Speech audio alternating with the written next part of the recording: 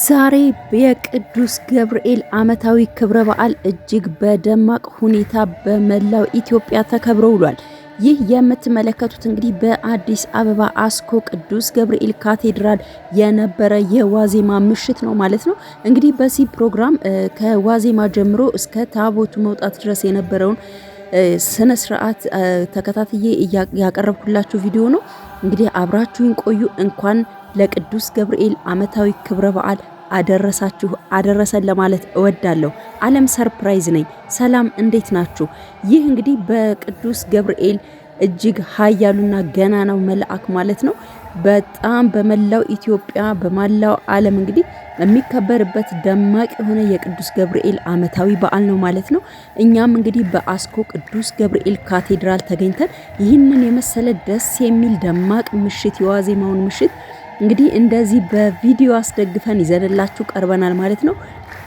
እጅግ ደማቅ ነው፣ ልነግራችሁ ከምችለው በላይ ነው። እንግዲህ ምንም አይነት ሰው የቀረ አይመስልም። ከቤተ መቅደስ እስከ ውጪ ግቢው ድረስ በጣም በሰዎች የታጠረ ነበረና በጣም ደስ የሚል ምሽት ነው። ቅዱስ ገብርኤል እንግዲህ በጣም በደመቀ ሁኔታ ተከብሯል ማለት ነው። ይህ የምትመለከቱት የዋዜማው ፕሮግራም ነው።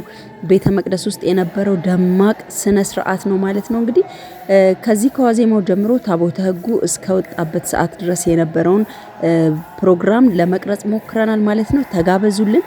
መልካም በዓል ይሁንላችሁ። መላዊ ኦርቶዶክሳውያን ልጆች እንኳን ለአባታችን ለቅዱስ ገብርኤል ዓመታዊ ክብረ በዓል አደረሳችሁ አደረሰን። እንግዲህ ከኢትዮጵያ ውጭ መሆናችሁ እንዲሁም በኢትዮጵያ ውስጥ ሆናችሁ ይህን ፕሮግራም የምትከታተሉ የቻናሌ ቤተሰቦች እንኳን አደረሳችሁ ለማለት እወዳለሁ። መላው የኦርቶዶክስ እምነት ተከታዮች ማለት ነው።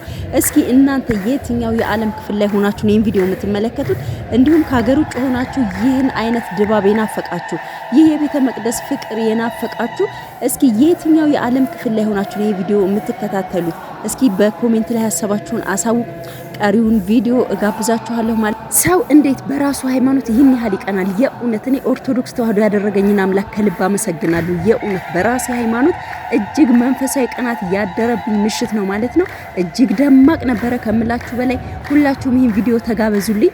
ስለ ቅዱስ ገብርኤል እንግዲህ ሁላችሁም ይህንን ኮሜንት እግዚአብሔር ይመስገን እያላችሁ አጥለቅልቁት። ይቺን ሰዓትና ይቺን ቀን ይቺን ሰከንድና ደቂቃ ያሳየንን አምላክ እያመሰገንን እንኳን ለቅዱስ ገብርኤል ዓመታዊ ክብረ በዓል አደረሳችሁ አደረሰን ለማለት እወዳለሁ። በድጋሚ መልካም በዓል ይሁንላችሁ። ቪዲዮውን ተጋበዙልኝ።